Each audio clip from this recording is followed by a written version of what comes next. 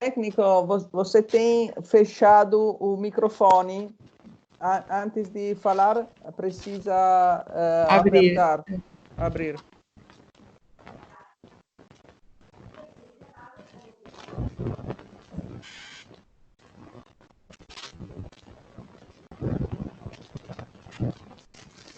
Podemos começar? Pode começar, Sr. Danilo, pode começar. Então, eu vou me apresentar, Danilo Malavolti, com uma boa experiência de pintura, produção de tintas e de pintura industrial. Trabalhei alguns anos no Brasil e eu devo sempre agradecer este país que me deu a possibilidade, depois da universidade, de abrir o mercado mundial das tintas e da pintura industrial. É graças ao Brasil que hoje, depois de anos, muitos anos de experiência na pintura industrial, estou falando novamente com a minha segunda língua, o português, esperando de reproduzir certo as palavras, e peço desculpas se alguma vez eu estou errando.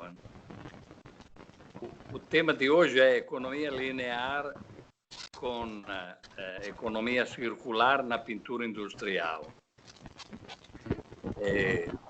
A pintura industrial, que é um processo muito delicado, porque reúne quatro sistemas completamente diferentes: transportador de peças, túneis de pré-tratamento, cabina de pinturas ou tanque de cataforeses e polimerização nas estufas a 120, 180 graus, conforme se for tintas líquidas ou tintas em pó. Quatro sistemas completamente diferentes que, reunidos, conseguem uma só operação final, a pintura industrial. Como todas plantas que produzem, geram subprodutos que são, na pintura industrial, muito poluídos e que devem ser eliminados. São três despesas, que são a produção de subprodutos, lamas, borras, etc. E o terceiro custo é a eliminação dos subprodutos. Operações que geram essa economia linear, porque são lineares, são incontínuos. Por exemplo, na pintura industrial, você sabe, se produz subprodutos e na fase de pré-tratamento e na fase da pintura por aspersão, pintura seja com tintas líquidas que com tintas em pó. Será possível eliminar a formação dos subprodutos ou recuperá-los, porque essa possibilidade é ligada à economia circular na pintura industrial. Então, duas diferentes: a linear com três custos, a circular com um custo só, o da produção, e com as inovações tecnológicas, com um custo só, o da produção. É possível mudar a economia de hoje em economia circular, sem mudar as instalações que funcionam ou instalando uma nova planta? Será possível? É possível. Por quê? Porque agora vamos ver a fase de pré-tratamento químico. Isso pode ser visto com duas possibilidades. Verificar se é possível a economia circular no túnel existente em funcionamento ou obrigar a substituir com um túnel novo com novas tecnologias.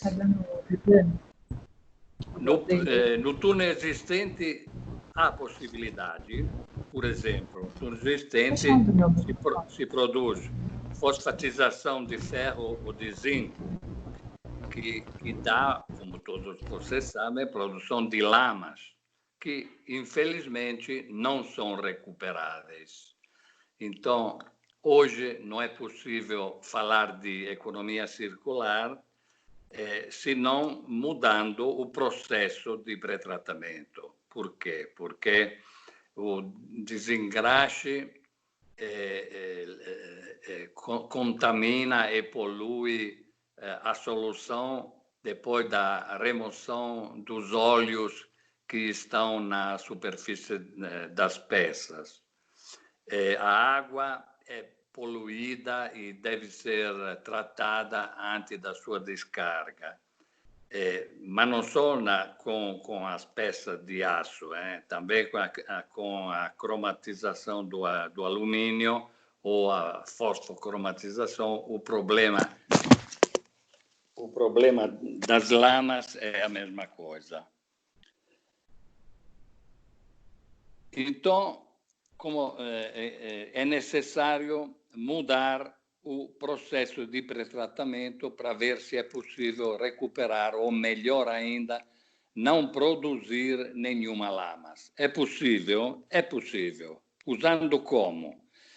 Em lugar do desengraxante alcalino, um desengraxante nanotecnológico que não emulsiona os óleos removidos, como faz o desengraxante alcalino, mas o separa imediatamente pela diferença de densidade entre o óleo e a água, mantendo a solução sempre limpa e sempre utilizável. Vocês veem aí, tem 3 fotografias. Não sei se vocês veem as fotografias. Na de cima, você vê a solução de desengraxante depois de ter removido tudo, o óleo e a sujeira que está lá. Depois tem o pessoal que limpa, absorve com uma bomba de aspiração. E vocês veem na terceira fotografia embaixo, você vê que não há, é perfeitamente limpa, não há mais produtos removidos. A solução é perfeita e pode-se continuar o trabalho juntando produto virgem de desengraxante. Depois do desengraxe, a conversão química nanotecnológica, em substituição da fosfatização de ferro e de zinco, a conversão química nanotecnológica que elimina as lamas, mas só, atenção, aplicando não por aspersão, mas por nebulização. Porque a nebulização, que é uma espécie de neblina nanotecnológica, uma espécie de nevoeiro nanotecnológico, permite a reação de conversão química da solução sem criar lamas, sem necessidade de utilizar água normal ou água desmineralizada, como acontece com os pré-tratamentos de hoje, a fosfatização de ferro, de zinco e assim por diante. Você, com esse tipo de pré-tratamento, não se cria nenhuma lamas, então o custo só do processo, nenhum custo de recuperação para reutilizar as lamas, grande poupança, que há mais ou menos 2, 3% do custo feito sem o custo da pintura, mas com a mesma qualidade, e nós damos uma mão ao ambiente, seja interno que externo. Mas é possível também, na fase do pré-tratamento químico, instalar um túnel novo. Tem uma nova tecnologia chamada plaforização moderna, porque era um processo de alguns anos atrás, mas esse tipo de processo é de tipo monoestação e não das 3 estações, como a fosfatização do ferro ou a fosfatização do zinco tem 5 estações. Aqui só tem uma estação, monoestação. Por quê? Porque o produto desengraxa, converte e passiva numa só operação que dura 3 minutos. Por exemplo, com o transportador que anda a 1 metro minuto, o comprimento do túnel é só de 4 metros contra os tradicionais 15, 20 metros da fosfatização, ou mais ainda. Não só permite uma redução do custo da operação de pré-tratamento, mas dá também, como é fácil pensar, uma redução dos custos do investimento de bem 70%. Você vê na fotografia aqui que é o túnel de 4 metros e resolve perfeitamente o problema do pré-tratamento. Não tem solventes, não tem água, não gera lamas, não é inflamável. É uma coisa muito agradável. Os óleos que foram removidos passam a ser plastificantes da resina presente, de maneira que os óleos participam também com a resina a resistir à corrosão que depois se apresenta. A solução não deve ser nunca substituída, só completada com um produto novo. Não necessita controle químicos, como se faz hoje com a fosfatização ou a cromatização, e não tem manutenção. A qualidade é super, porque comparada com a fosfatação de ferro, que dá no máximo 250 horas de resistência à corrosão na prova do nevoeiro salino, com 1 milímetro de corrosão no entalho da chapa pintada com uma mão de pó poliéster. São 500 horas. Trabalha a temperatura ambiente e não a 50, 60 graus como a fosfatização. Permite qualquer tipo de acabamento líquido em pó. Dá uma fase de economia circular, uma boa poupança e uma boa proteção do ambiente, seja interno que do exterior. A segunda fase, que pode ser de economia linear, que pode ser mutada em economia circular, é a fase da aspersão das tintas nas cabines de pintura.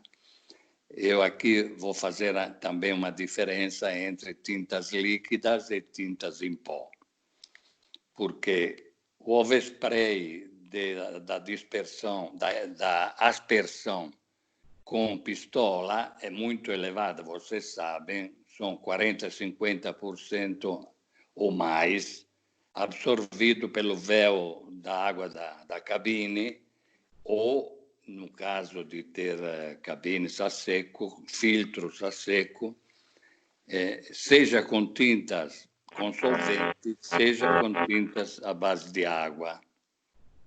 Allora, com solvente, o overspray, infelizmente, não é recuperável, porque coagula com a água e precipita como borra e deve ser eliminado.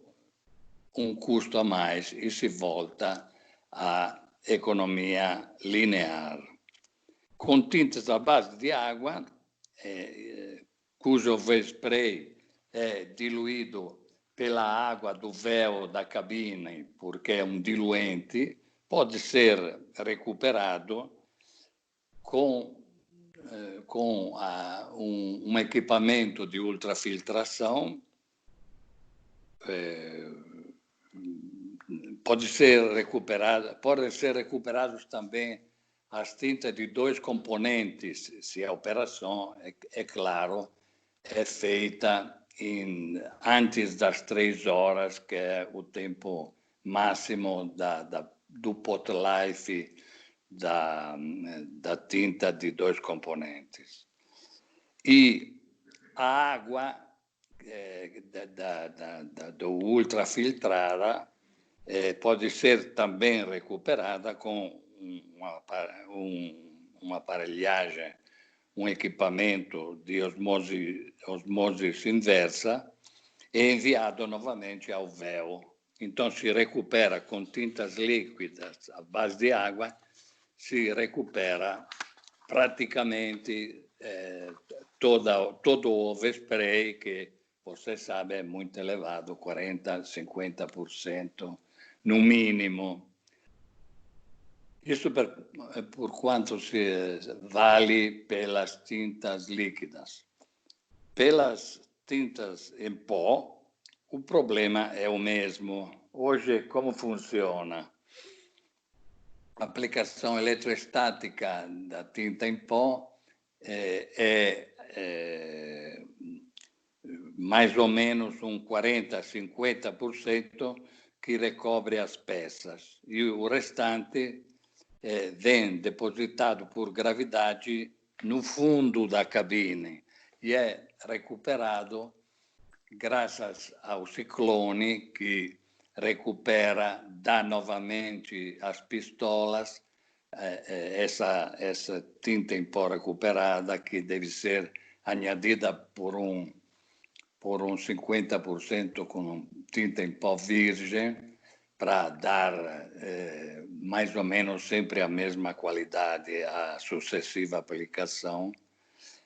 Mas depois de 3, 4, 5 vezes que esse pó, sem adesão às peças,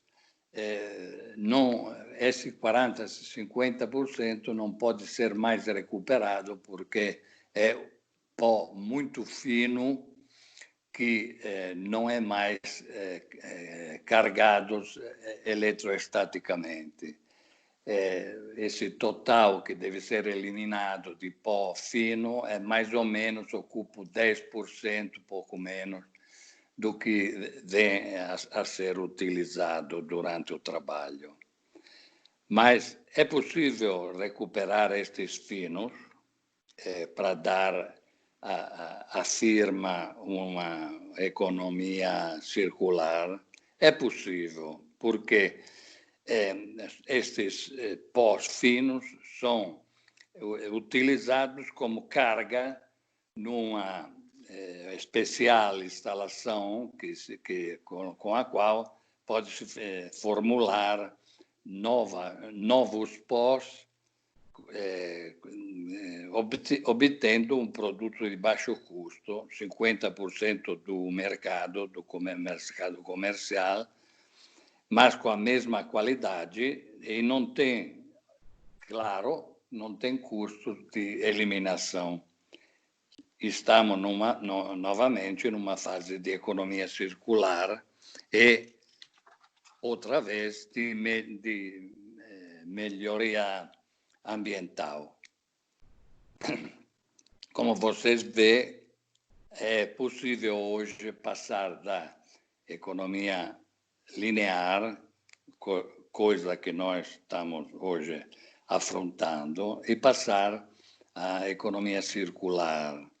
É possível, utilizando novos processos de pré-tratamento, estou chegando à conclusão, novo processo de pré-tratamento metálico, seja na linha em funcionamento, seja instalando novos túneis que vocês viam, custos e recuperação interessante. Recuperando todo o overspray de aspersão captado pelo véu de cabine com primer, com primários e esmaltes à base de água. É uma solução que eu acho muito interessante, porque nesses momentos críticos também de falta de trabalho, etc., se consegue, final, poupança, mantendo a mesma qualidade ou melhorando a qualidade e nenhuma poluição, nenhuma descarga no exterior. São processos muito interessantes que permitem viver na fábrica e no exterior de maneira moderna e capaz de dar à pintura a mesma qualidade final. Eu acabei a minha intervenção. Se alguém quer bater um papo comigo, eu agradeço. Muito obrigado pela atenção.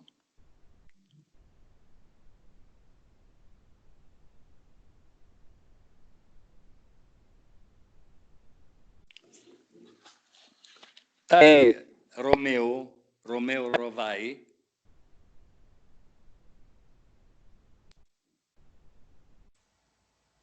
Não.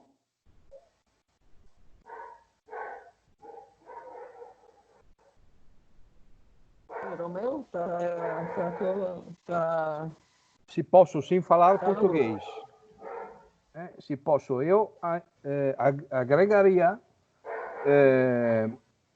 outra possibilidade utilizando tintas com funcionalidades agregadas, por exemplo, tintas fotocatalíticas que permitem eliminar a poluição criada por la fase de cura das tintas. E outra possibilidade é utilizar tintas em pó de baixa temperatura. Dois elementos mais para favorecer a circularidade do processo de pintura. Sim, sim.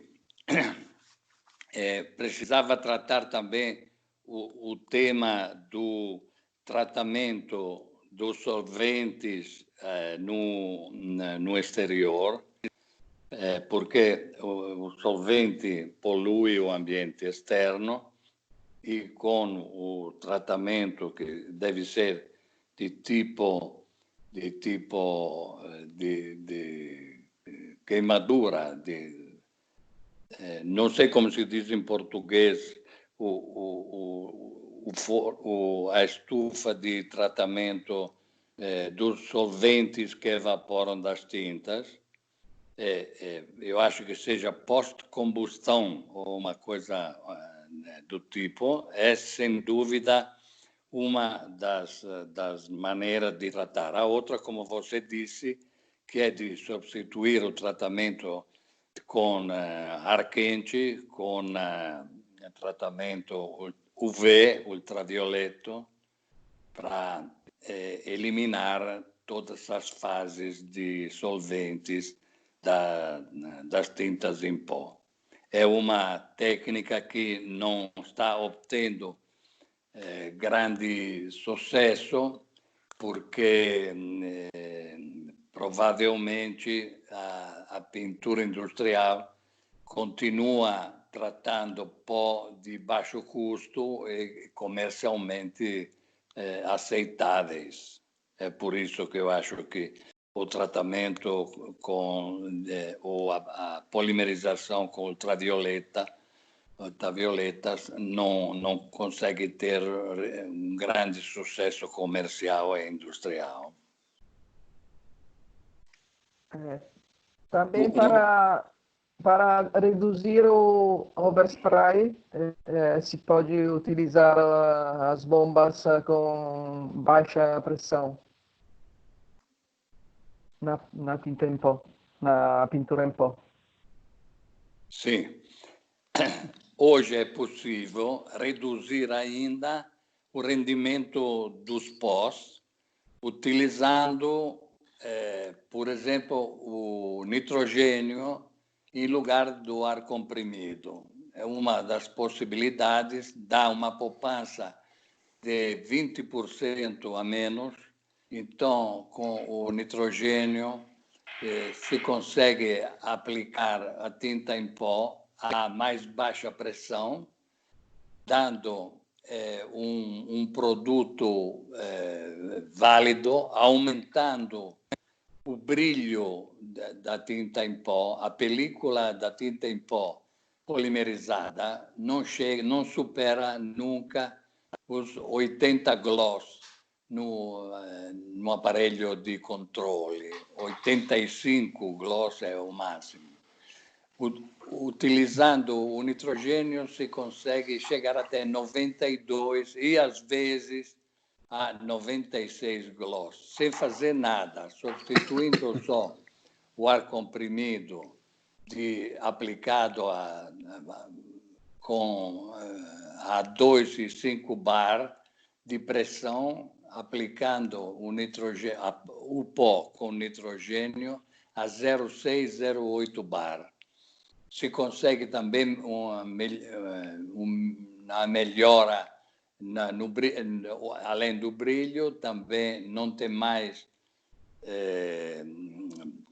como se diz, não tem mais ondulações, vamos dizer assim, na película, e em geral a possibilidade de produção é muito melhor e há um custo inferior de mais ou menos 20-25% a mais. Ricardo, como se chama? Efeito pele de laranja, esse defeito? Sim, pode ser pele de laranja, ondulações superficiais. Em italiano é pelle di arancio. Riccardo, il microfono, por favor. Fala. Sim, me desculpa. Chamamos casca de laranja. Casca, não pele, casca de laranja. A mesma coisa. Italiano. Mas... Buccia di laranja, anche em italiano. Em italiano. Sim. Queria parabenizar o senhor Danilo pela apresentação aí, que foi muito boa e muito proveitosa para nós, né?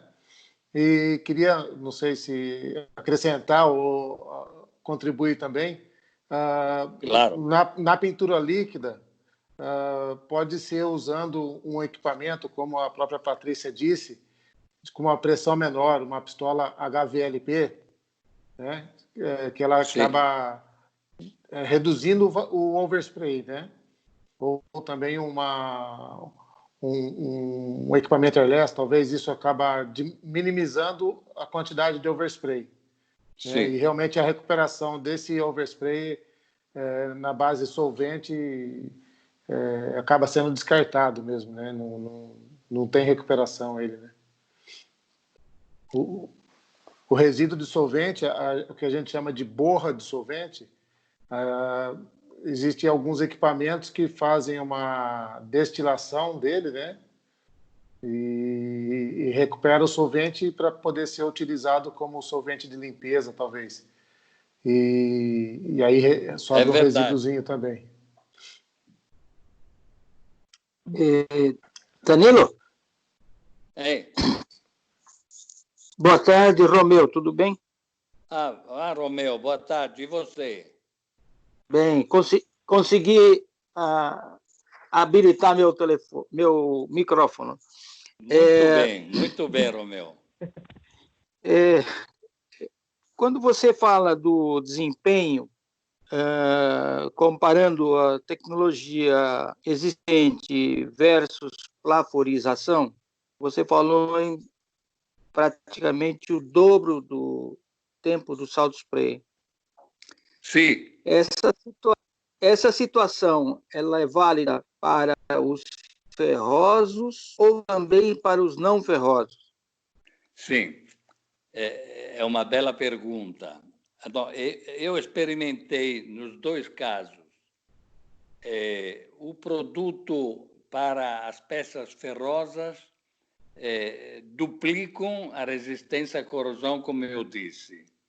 No caso do alumínio, por exemplo, nos perfis de alumínio, não.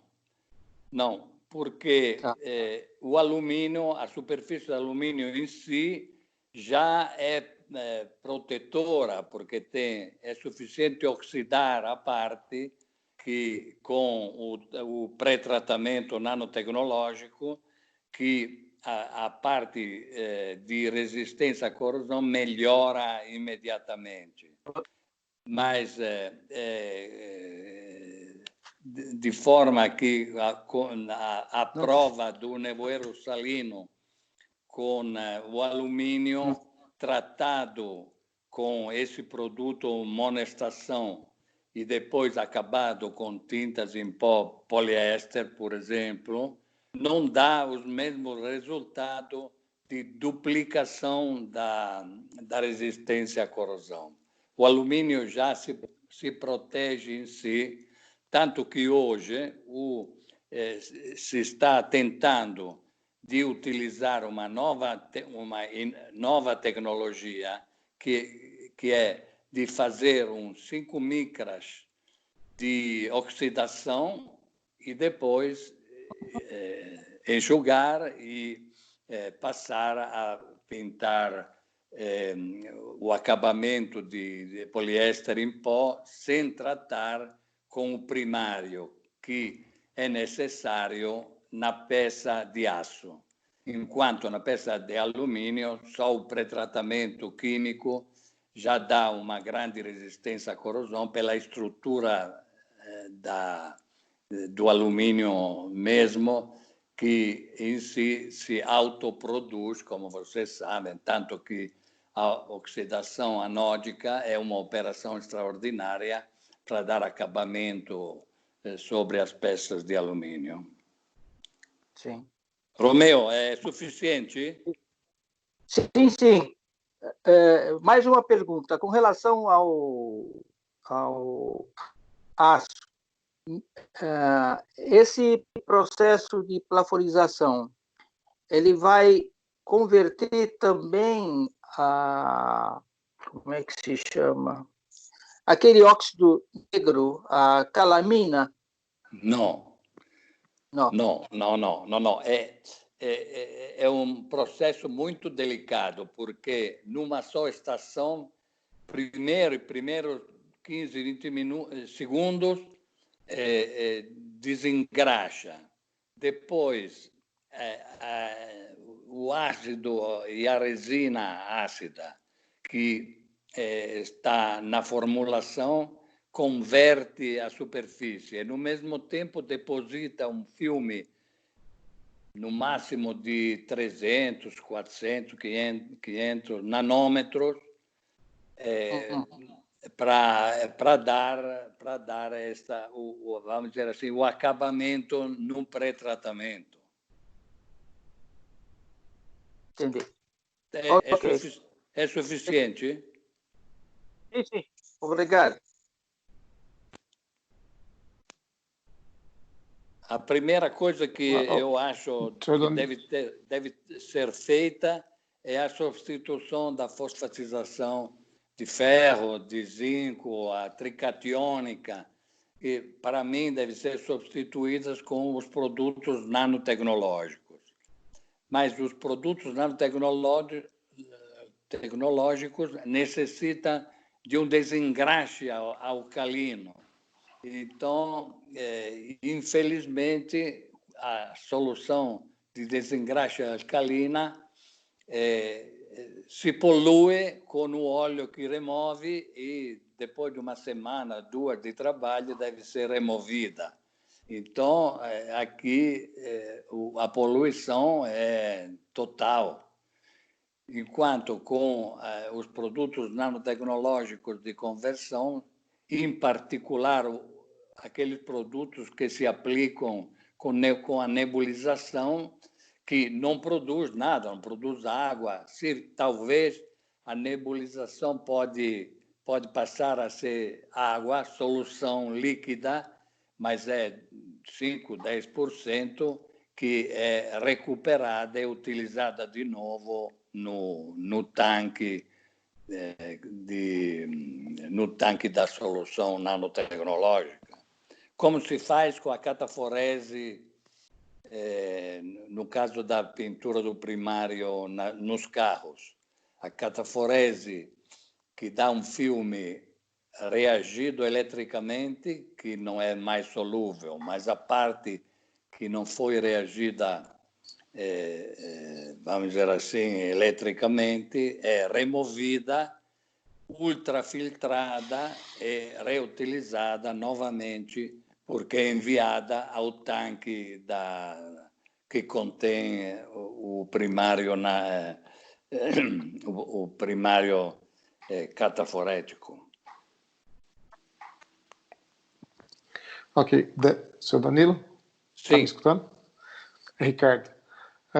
Só uma pergunta que você falou no início de que os óleos que são removidos, eles se tornam como plastificantes depois no tipo de revestimento, né? Sim. De que maneira que isso acontece? Só para ter uma ideia, mais ou menos. Sim.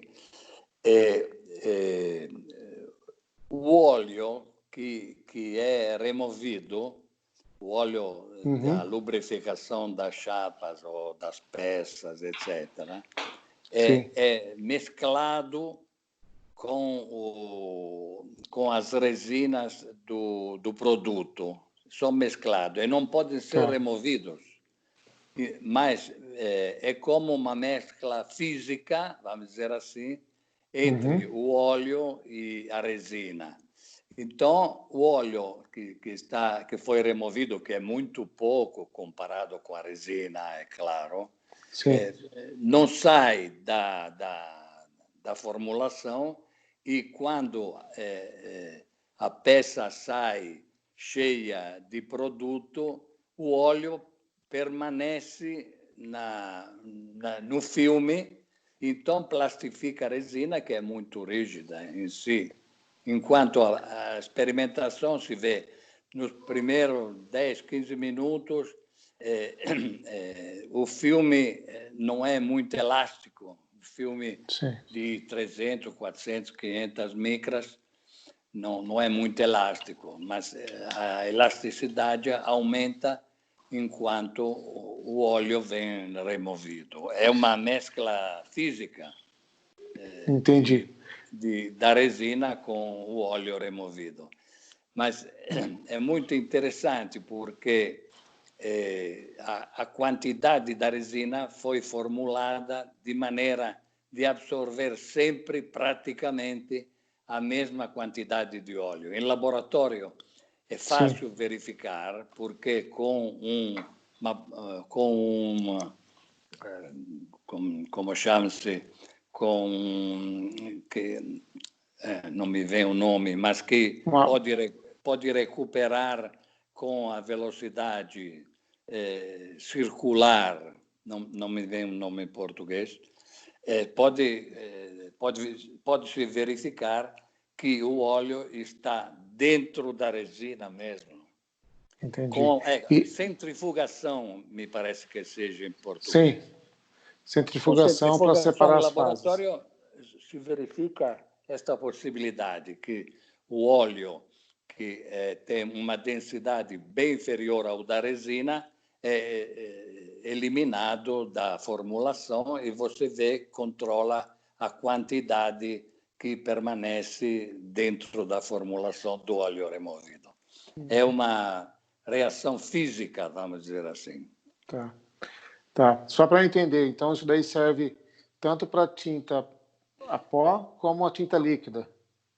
Os dois casos. Não entendi. Serve tanto para tinta pó como para tinta líquida.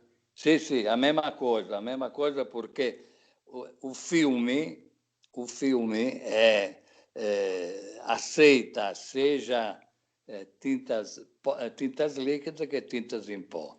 É um produto não muito delicado, mas deve ser sempre verificado, sobretudo o óleo ou a graxa, porque a graxa orgânica não é removida pela solução, porque não é ácida, não é alcalina, então a capacidade de eliminar graxas orgânicas é muito difícil. Infatti, este produto funciona só com óleo de laminação mineral. Entendi. Eu acho que o único defeito do produto é esse aqui, porque não elimina todas as graxas que protegem a chapa ou a peça, mas só óleos minerais. O custo, depois...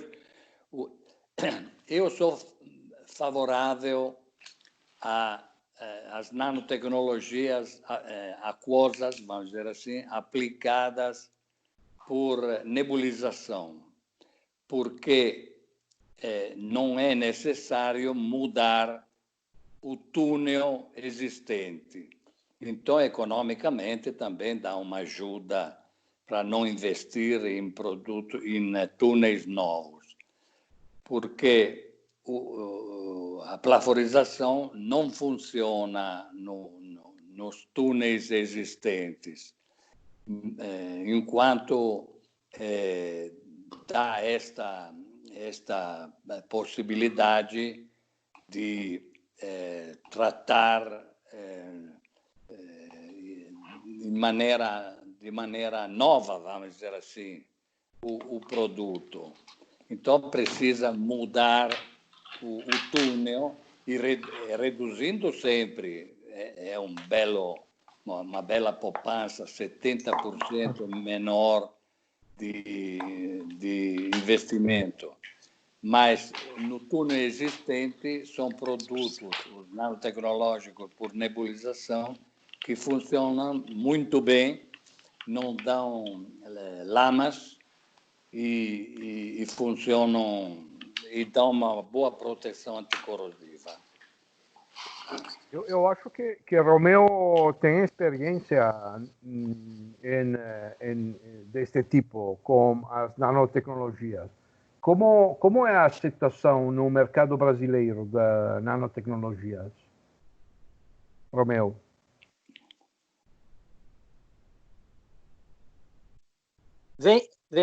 Máximo, vem crescendo. Na área de alumínio, que eu atuo com mais intensidade, praticamente todas as linhas de pinturas verticais dos últimos 4, 5 anos, todas elas estão com nanotecnologia. Na área de aço, eu não vejo assim com tanta intensidade. O pessoal está muito, digamos, voltado para processos antigos. que na visão deles é mais barato, porque acabam considerando só o custo direto, o fosfato de zinco ou fosfato de ferro, que é mais barato ainda. Não existe uma consciência de o quanto se gasta de água, o quanto se gasta de energia, o quanto se gasta para dispor os resíduos. Então,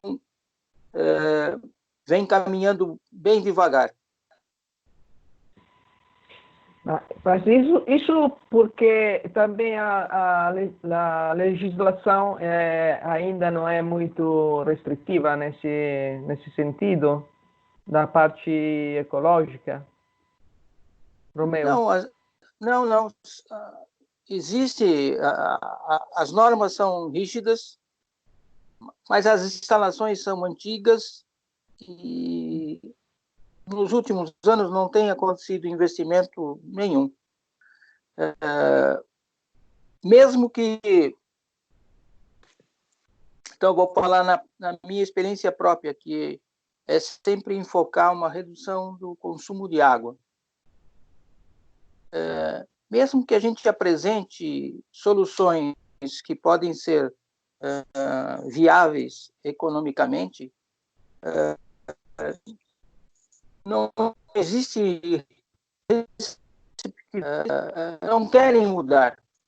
Só vão... Na verdade, eu acredito que só vão mudar quando não tiver mais saída. É mais ou menos o que está acontecendo agora. O vírus apareceu e está obrigando todo mundo a mudar comportamento, procedimento. Vai ser a mesma coisa nessa parte de tratamento de superfície. Porque as leis existem e elas vão sendo flexibilizadas, postergadas. Então, depois de tantos anos, ainda o cromo não está banido. Vai ser banido um dia. Mas sempre vai se dando um jeitinho e prolongando. Então, a mudança só vem realmente quando não existe mais saída.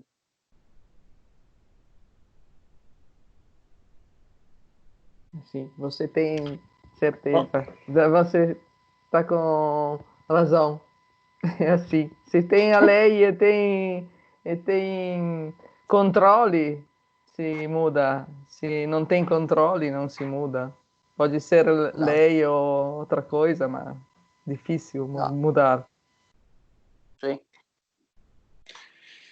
Se me permite, eu queria acrescentar também que a gente pode fazer duas divisões nesse mercado, né? Tem as empresas maiores, as grandes, as multinacionais, que elas são bem receptivas às mudanças, às novidades. Tanto é que tinta líquida para o segmento de proteção anticorrosiva já estão fornecendo praticamente todas elas livres de metal pesado, né? Todas as tintas são livres de metais pesados, são tintas ecologicamente corretas, né? Então, o preparo de superfície para as empresas grandes, isso também é um benefício para eles, porque eles são cobrados de terem essas melhorias. Realmente é muito mais desafiante quando você trata com uma empresa de menor porte, onde ela acaba não tendo uma ideia, o pessoal não conhece muito custo. Então, às vezes, ele vai estar reduzindo o custo e melhorando com o meio ambiente, né? Tendo até créditos de carbono e etc. Só que eles não conseguem entender esse processo de mudança também.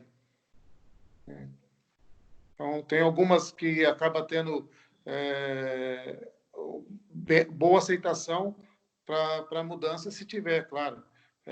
Vai ter melhoria de custo, melhoria de processo ou melhoria do próprio meio ambiente dá para se trabalhar nesse sentido também. Romeu, sou o Danilo. Você não acha que seja importante para quem pinta no Brasil reduzir sempre os custos da operação?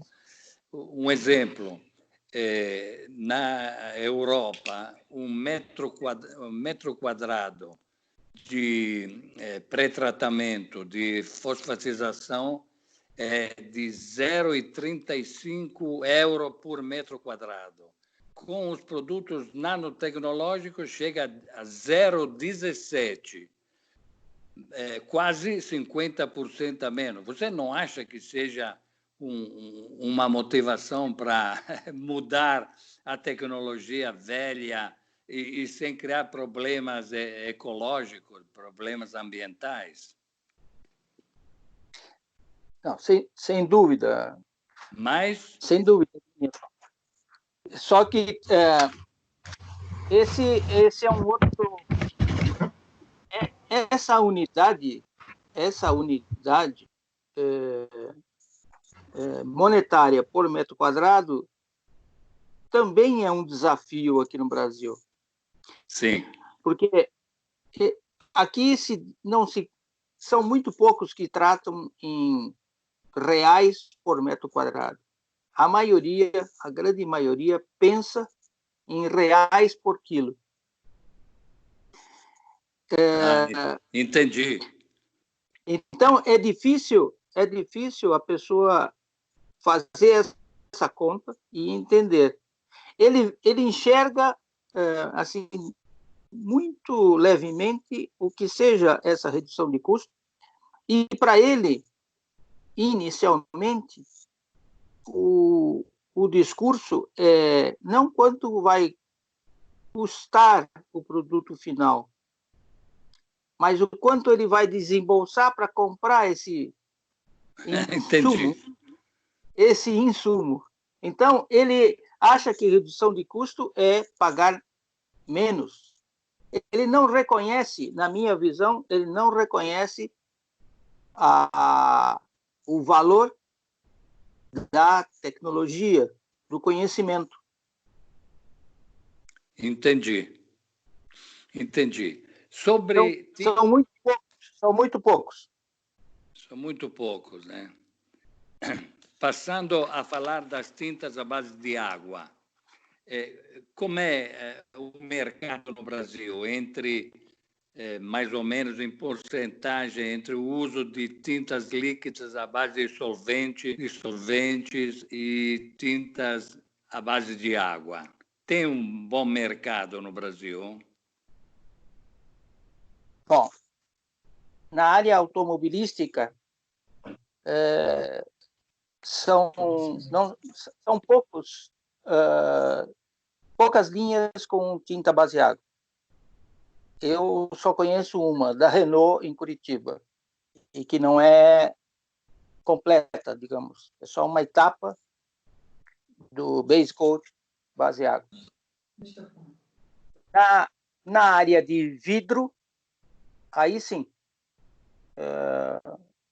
a totalidade, ou pelo menos 70% da pintura de vidro é base água. E nos plásticos? Não, ainda só solvente.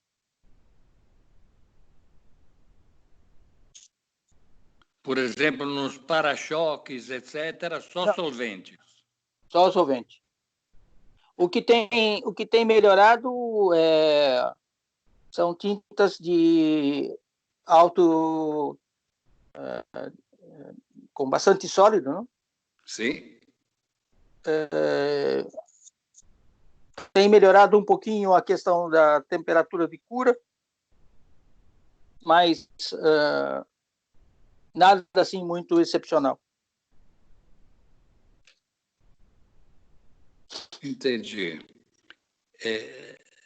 Na Europa, só para fazer uma parte da discussão, a planta de pintura está sempre reduzindo o espaço ocupado no solo da firma.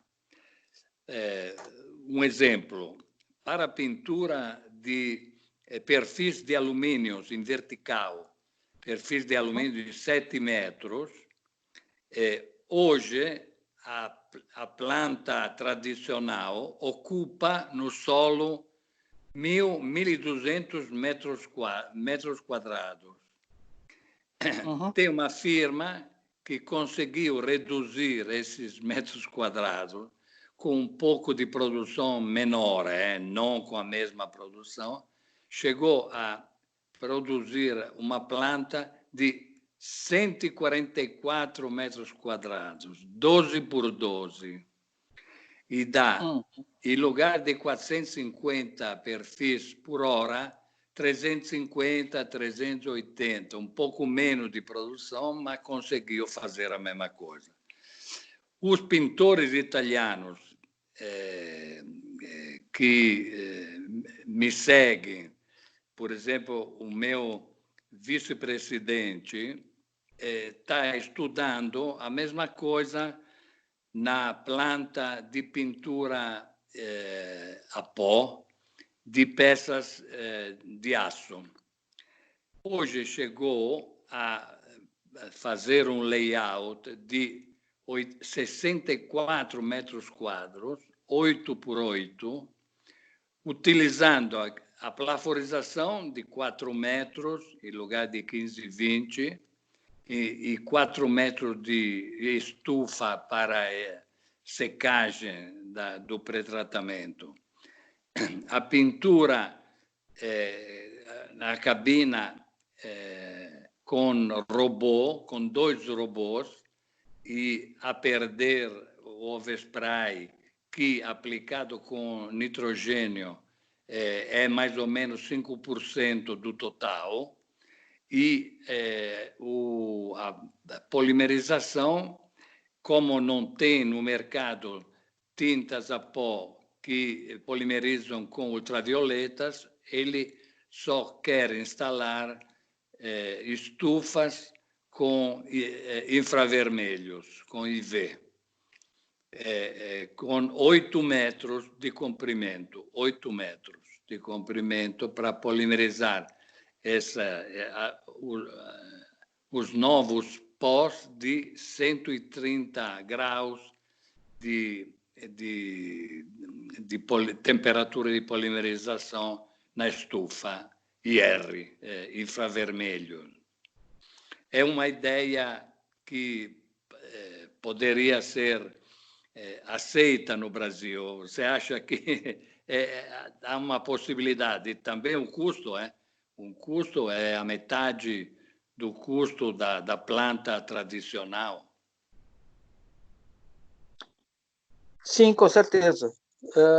Porque já existe uma cultura do 3 em 1, que imagino que seja uma versão passada, mais antigas dessa plaforização que você está falando.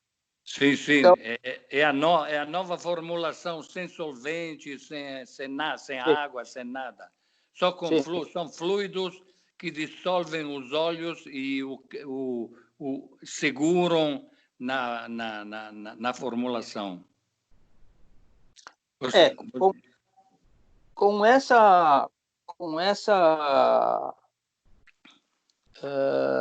esse desempenho de 500 horas, acredito que seria interessante uma abordagem para o pessoal que faz as canecas dos filtros de óleo. Sim. Que já são tratadas com essa maneira de resinado. E talvez a parte dos amortecedores, que hoje já se utiliza de tinta base água, mas tem um tratamento convencional. Muito bem. Sabe por que eu falo assim? Porque 500 horas de resistência à corrosão no nevoeiro salino é muita coisa, com uma demão só de pó. Imagina que hoje a indústria automobilística aceita 500 horas do filme de cataforese, 500 horas, Sim. com 2 milímetros de corrosão no entalho. Aqui tem 500 horas e com 1 milímetro só de corrosão no entalho. Significa que é ainda melhor da resistência à corrosão da cataforese, e só com um pó poliéster que resiste só ao exterior, mas não é anticorrosivo. Você sabe que pó não é anticorrosivo, pó, e só o pó necessita para resistir no exterior do primário de pó e depois do acabamento. Então, é um grande resultado de resistência à corrosão. A fosfatização ácida não chega a 240, quando é muita coisa, 250 horas com 2 milímetros de corrosão no entalho. Essa é 500 horas e não dá poluição. É um bom resultado. Claro que deve fazer um novo túnel, infelizmente. Sim. Seu Danilo, Tem. No nosso mercado de proteção anticorrosiva, existem pessoal, algumas empresas, né, não são 100% das empresas, mas algumas delas, algumas grandes potenciais, elas fazem um pré-tratamento antes do jateamento abrasivo, né, antes do achoio. E aí, esse pré-tratamento é com lavagem, ou lavagem com um certo tipo de fosfato também. O pessoal fala de fosfatização, mas é com água quente e ou alguma substância que eles colocam na água como um fosfato, né? Antes do jateamento. Isso, para justamente eliminar sais solúveis, né? Sim, óleos, graxas, essas coisas. E só esse pré-tratamento ajudar a dar várias horas a mais de salt spray é muito bom, né? De névoa salina. Para a pintura, a gente fala aqui, normalmente eles se baseiam em torno de 1.500, 2.000 horas de névoa salina, né? E com menos de 2 milímetros no entalhe também. Sim. Então, mas aí também associado essa fosfatização, faz o jateamento e aí coloca tintas para proteger contra a corrosão também. Então, sim, aí tem... hoje a gente sabe que tem tintas que elas chegam a 4.000 ou 6.000 horas de névoa salina, de salt spray. Então, eu acredito que essa tecnologia seria bem interessante no lugar dessa fosfatização que esse pessoal já faz em algumas grandes empresas aqui no Brasil. Né? Sim, e com relação a tintas à base de água, no mercado nosso, aqui no Brasil, a gente tem, eu calculo mais ou menos em torno de 10% a 15% para o industrial, né? De 10% a 15% de tinta à base de água só. E não, para proteção anticorrosiva, quase não se usa tinta à base d'água. Praticamente não se usa. Na Itália também não se usa. Na anticorrosão, tintas à base de água não se usam. Sim. As defesas dos produtores de petróleo é grande, Sim, sim. Contra as tintas à base de água. É grande, eles são muito fortes e ganham sempre. Você imagine, dou uma coisa muito grande para o Brasil, que o primeiro ao mundo na produção de tintas à base de água foi uma firma do Rio chamada Reflex. Não sei se existe ainda. Reflex. O nome da firma é Tecnoquímica. No Rio de Janeiro. Tem. Tem ainda? Sim. Era uma firma do português chamado Manuel Simões, que em 1966, fez a primeira resina e tintas à base de água. Imagine só, o grande Brasil foi o primeiro no mundo, porque os americanos tentaram fazer. Em 1959, houve um pequeno italiano que trabalhava nos Estados Unidos que fez, em 1959, que fez a primeira resina à base de água. Mas, infelizmente, não resistia no galão, uma vez que estava porque reagia e gelatinizava. Então, não era mais utilizável. E, num mês, perdia todas as suas capacidades. 1959. O Manuel Simões, 1966, fez a primeira tinta à base de água em solução, porque já existiam tintas à base de emulsão de água para pintura de paredes. Sim, mas a firma do Manuel Simões, eu contribuí também. Nós, quando eu trabalhava no Brasil, conseguimos fazer primários de esmaltes à estufa, à base de água, que polimerizava a 120 graus. E hoje também, no mundo inteiro, as tintas à base de água não se utilizam muito, porque os donos do petróleo mandam em cima da gente. Sim, sim. E aí também cai na questão do volume, né? Se aumenta o consumo de tintas à base de água, o preço diminui e aí se tornam mais atraentes para o mercado, né? É mesmo. Agora tem também resina à base de resíduos agrícolas, não petrolíferas. É uma resina que produz uma firma multinacional holandesa. Estão tentando de mudar também essa parte de óleo na pintura à base de água. Na madeira tem empresas que utilizam, mas na pintura do metal ainda não tem nenhum. Eu queria perguntar ao Ricardo, e na parte de jateamento, quanto é usada são usadas tecnologias alternativas, como jateamento com água ou com outros tipos de tecnologia? Atualmente o pessoal tem usado bastante alguns abrasivos que são bons para o meio ambiente, como o Garnier.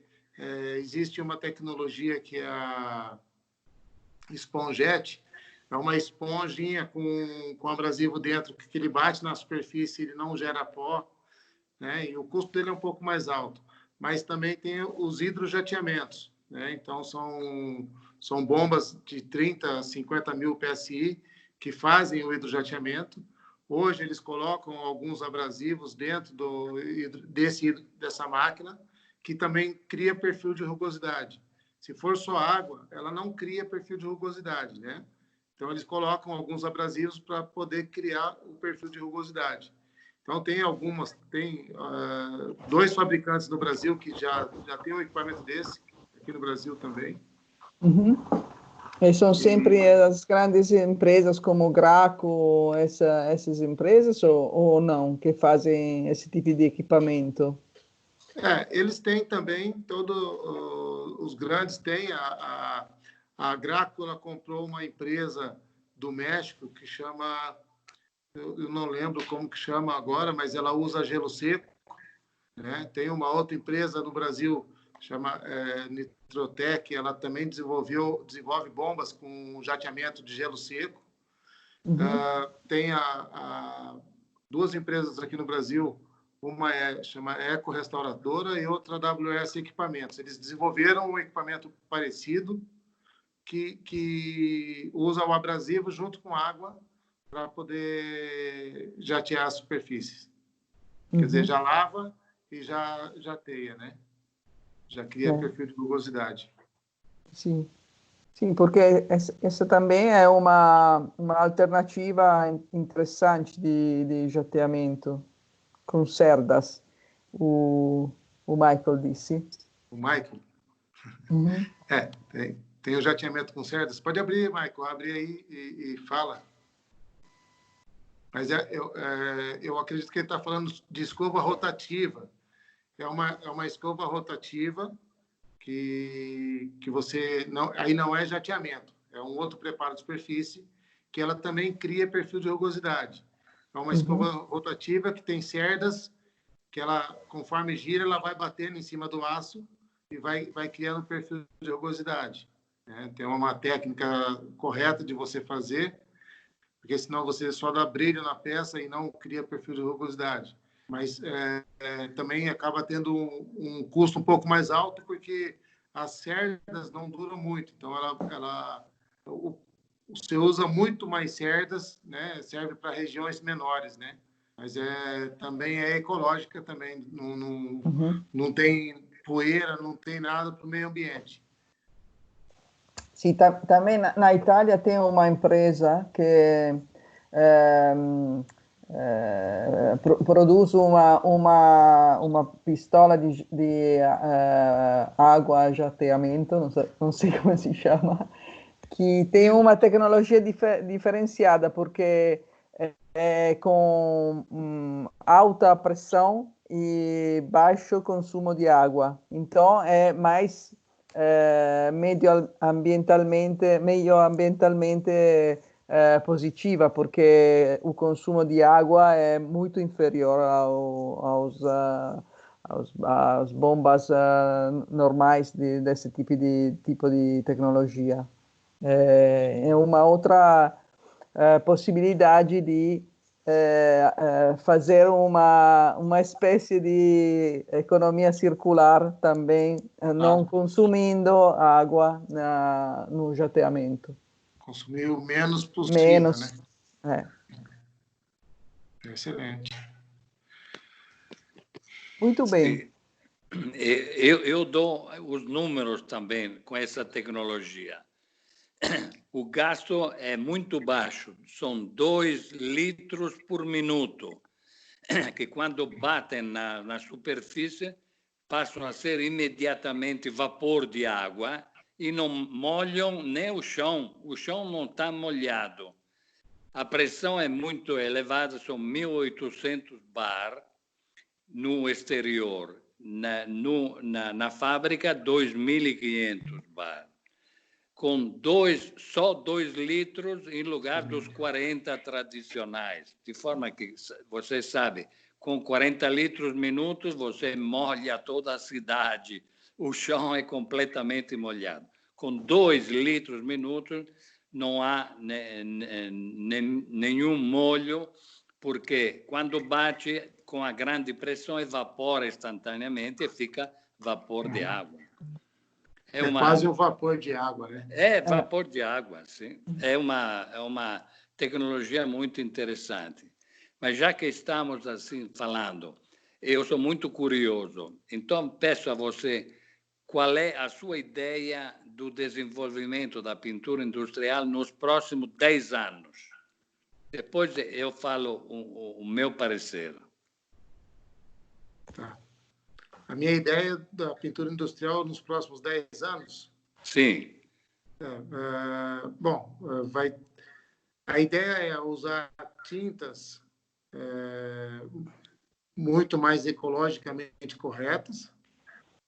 A gente está num caminho de usar bastante tinta sem solvente. Sim. Onde caberia as tintas à base de água, o pessoal seguiu um caminho de usar tinta sem solvente. E tem tecnologia, até com grafeno, tem tinta para proteção, para melhorar a proteção explosiva com grafeno. Já existe no Brasil, né? E aí a gente tem isso com relação à tinta, né? E a preparação de superfície, claro, melhorar cada vez mais esse sistema de voltando mais para a ecologia, né? Para cuidado com o meio ambiente. Vai nesse sentido de hidrojateamento, usando somente água ou gelo seco ou algum material que acaba sendo reciclável, né? Tem uma casca é usado bastante nos Estados Unidos, se não me engano, a casca de uma árvore, eles usam para fazer jateamento também. Então, isso acaba sendo reciclado, né? Não agride o meio ambiente, como uma granulha de aço, por exemplo, ou um óxido de alumínio. Então, eu acho que a tendência é seguir para esse caminho aí. Sim, eu estou de acordo com você, mas eu acho também que o desenvolvimento, mais do que com os produtos novos, com a redução da planta de pintura. Hoje, nós estamos notando que, por exemplo, a indústria automobilística também está reduzindo quando há baixa produção. Por exemplo, uma firma italiana chamada Lamborghini eliminou a planta em contínuo da pintura do carro, não? E passou a pintar com ilhas. Então, uma espécie de grandes cabines que fazem uma só operação. Por exemplo, o carro entra na cabine do pré-tratamento, pré-trata, faz a secagem e depois sai dessa cabine, entra na cabine de pintura que a base de água,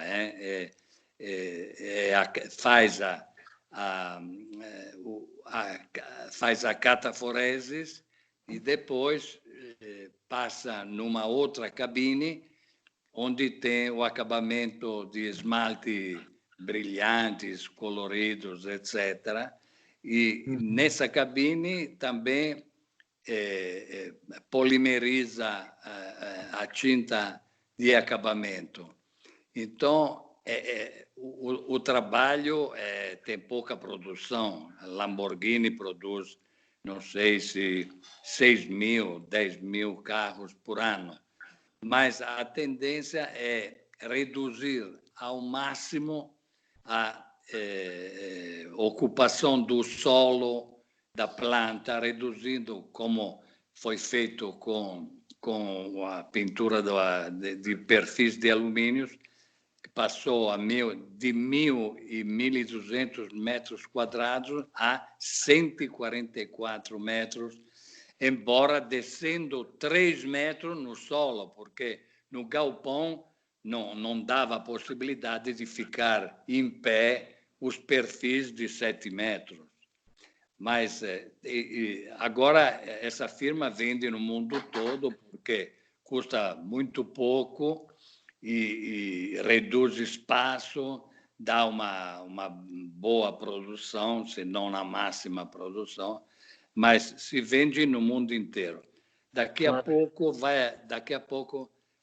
a planta da pintura industrial de peças de aço, eu acho que chegarão a mais ou menos 100 metros quadrados cada um, para produzir por dia 1.200 metros quadrados de tinta de pintura industrial sobre peças metálicas, 1.500 metros quadrados por dia.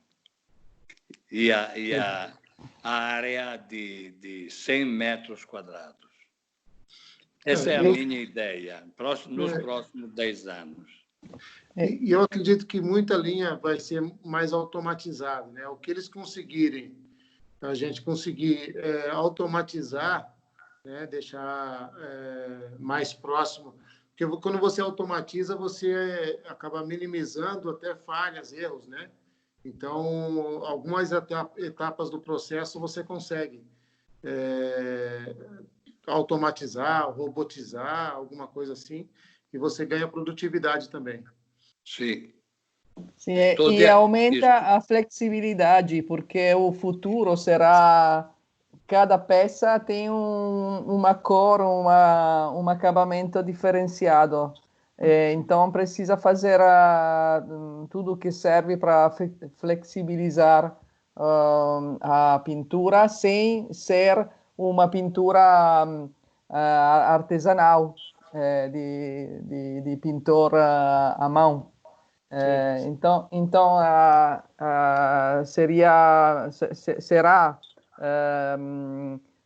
será tratado com um conceito completamente diferente, com uma arquitetura digital que consegue fazer a diferenciação dos cores, das peças, do acabamento, de tudo.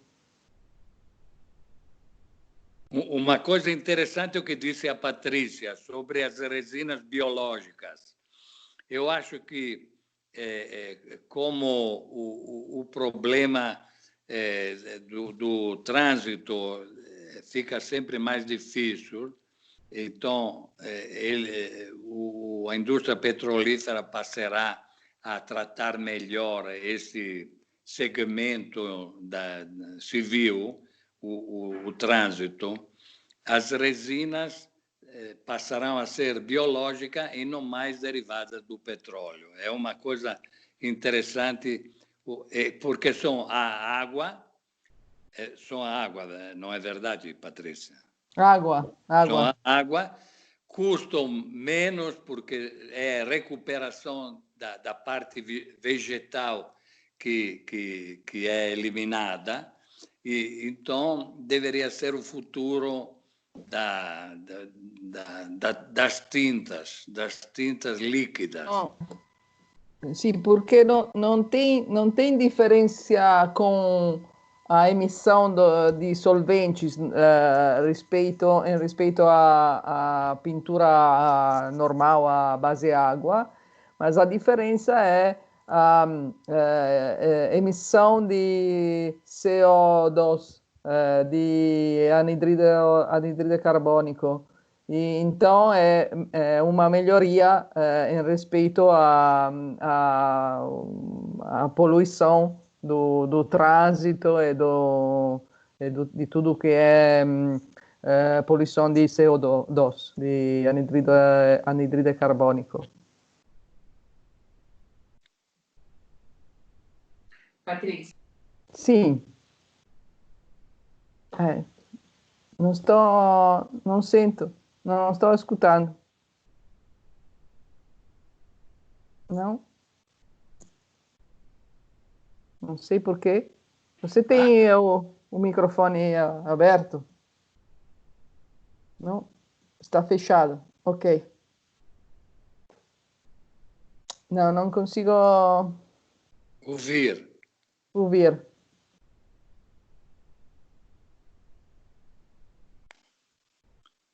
Tem que abrir o microfone. Mas é aberto.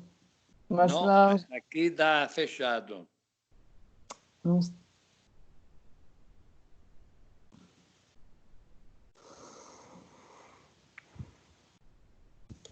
Giovanna. Mi dica Malavolti.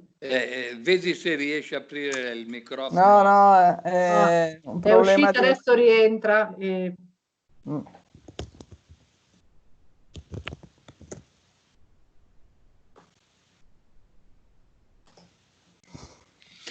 Ela está entrando de novo. Sim, agora sim. Vamos ver. Ok. Agora me escuta? Sim. Então tá bom. Nós temos aqui, né, como o senhor Danilo perguntou aí, a expectativa para os próximos 10 anos, né? Sim. No mercado de proteção anticorrosiva, nós temos aqui um desafio bem grande, que é também, né, é claro que a gente está sempre olhando para o lado da proteção do meio ambiente, que é o ponto principal de tudo, né?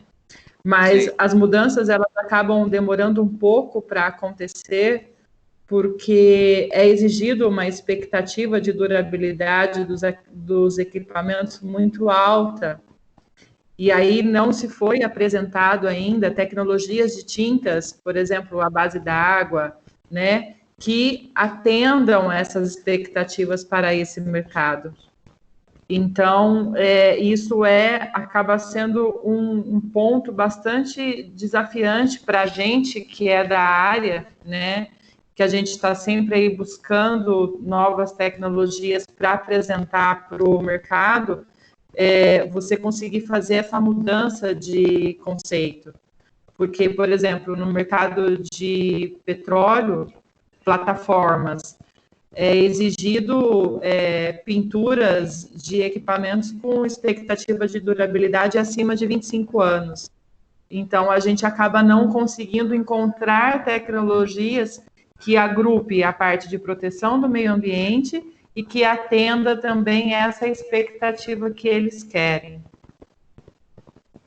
Então, isso acaba fazendo com que o processo acaba ficando mais lento e eles continuam usando os mesmos métodos antigos. Sim. Cássia, eu estou de acordo com você, mas eu acho que algo tem que mudar, porque as novas especificações internacionais, por exemplo, a ISO 12944, diz que há a possibilidade de dar uma garantia de 25 anos, como você sabe. Então, as tintas para resistir 25 anos tem que fazer pulos de joia, porque não é brincadeira resistir 25 anos à corrosão exterior. Mas algo tem que mudar. Não sei se passar através das tintas em pó ou passar através de tinta à base de água ou tintas sem solventes, com sólido de 100%, não sei, mas algo deve acontecer, porque ninguém pode dar um seguro, uma garantia de 25 anos com esses produtos que nós temos, que quando são 10 anos de resistência sem mostrar perda de brilho, sem mostrar pontos de ferrugem, sem mostrar defeitos superficiais, eu acho que é impossível tratar. Então, hoje deve mudar e eu acho que o Brasil está sempre na frente, então poderá, quem sabe, descobrir algo de interessante no setor da anticorrosão. Sim. Obrigada. Danilo. Ei, fala. Eu acho que pensando em resistência à corrosão e meio ambiente, hoje ainda só para pequenas peças de decoração, moda, a deposição a vácuo é que vai fazer a revolução.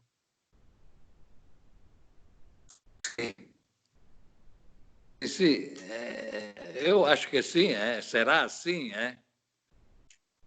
Mas imagina pintar um offshore no mar. Como é que pode resistir? Não, mas existe, por exemplo, a anodização in loco. Sim. Para reparos em aeronaves. Sim. Conheço. Pode ser que um dia desenvolva algo portátil. Quem sabe? Sim, sim, não, estou de acordo, algo tem que mudar. Porque, sabe, o pessoal fala muito em meio ambiente, mas, no fundo, a turma pensa em custo. E eu me lembro que em 95, por aí, eu fui visitar uma galvânica no Lago de Como. Como é que pode ter uma galvânica no Lago de Como? Simplesmente porque havia consciência de que, além da consciência, a multa pesada para não poluir, né? Mas era um negócio fantástico. Uma fábrica de maçanetas com uma série de tecnologias de polimento em automático e uma galvanoplastia. Então, por isso que essa doença vai fazer muita gente mudar de conceito. Sim, eu acho também. Estou de acordo com você. Porque não adianta ter dinheiro se não for bem aplicado. Os Estados Unidos, a primeira potência mundial, está passando apertado com um pequeno vírus. Então, se não pensar um pouquinho mais na frente, não adianta ter dinheiro, precisa ter a consciência e a atitude para mudar as coisas. Eu não sou assim otimista, Romeu, porque é difícil mudar. Sim, eu sei. Mas é uma esperança. Se não muda por mal, né? Se não muda por bem, muda por mal. Pode ser. Pode ser. Então, eu queria saber, a próxima vez o Romeu faz uma apresentação de tecnologia de pré-tratamento, não é? Sim, Patrícia, a próxima é do Romeu, segunda-feira. E o que podemos fazer depois de palestras? Você acha que... Eu estou vendo aqui, o Ricardo até fez um comentário, nós temos aqui um fabricante de tintas, que ele está desenvolvendo uma tecnologia nova de tinta à base onde ele utiliza grafeno. Então, nós o convidamos para fazer uma apresentação. Muito bem. Tá? Interessante. E aí outros assuntos, assim, eu estou fazendo uma pesquisa no nosso meio para a gente desenvolver temas, né? Para chamar especialistas para estarem falando né, aqui no nosso canal também. Ok. Tá? Porque eu acho que seria bom tentar de acrescentar o público do grupo, também eu convidei o Paulo César, eu vi que ele se registrou ao grupo, o Paulo César da Citivesp. Sim, eu também tinha enviado o convite para ele, enviei para o pessoal, para o Fábio, da Abrafat também. Nós convidamos as pessoas que são mais voltadas aqui para a área, os especialistas, né, que são voltadas para a área de proteção anticorrosiva, nós enviamos o convite para eles também, né, e eu estou sempre fazendo contato com eles aí para a gente levantar um tema para fazer a apresentação também.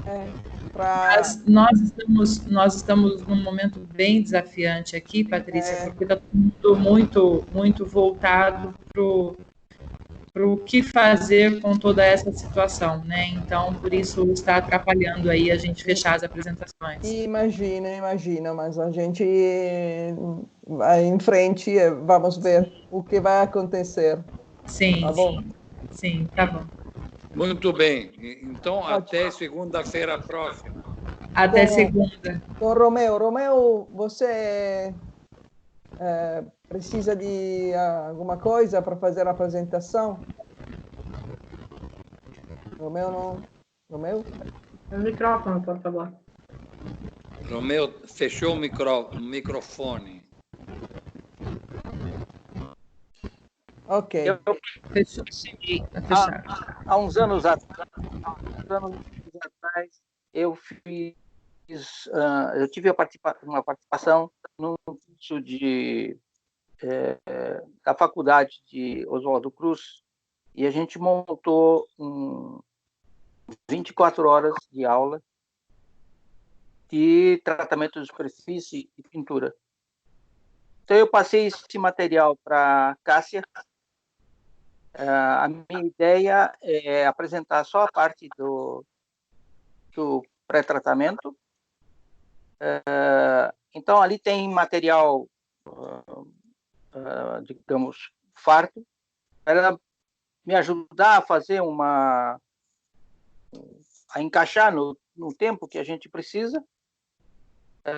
Nós vamos conversar hoje após o término da nossa conferência, e acredito que ela poderá me auxiliar na formatação.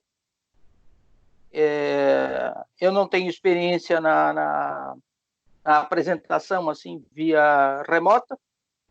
Vamos aprender aí ao longo da semana e na segunda-feira fazer o melhor possível. Muito bem, Romeu. Muito Ótimo, ótimo, Romeu. Vou deixar o Romeu craque nas apresentações. Eu vou te passar também, Patrícia, que aí você poderá contribuir com alguma recomendação. Não tem problema. Obrigada, Romeu. Obrigada, Cássia. Obrigado, Ricardo. Obrigado a todos. Obrigada. Obrigado a todo mundo.